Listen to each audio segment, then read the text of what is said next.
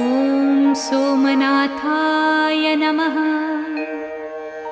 ॐ मल्लिकार्जुनाय नमः। ॐ महाकालेश्वराय नमः। ॐ ओंकारेश्वराय नमः। ॐ वैद्यनाथाय नमः। ॐ भीमशंकराय नमः। ॐ रामेश्वराय नमः। ॐ नागेश्वराय नमः। ॐ विश्वेश्वराय नमः। ॐ त्र्यंबकेश्वराय नमः। ॐ केदारेश्वराय नमः।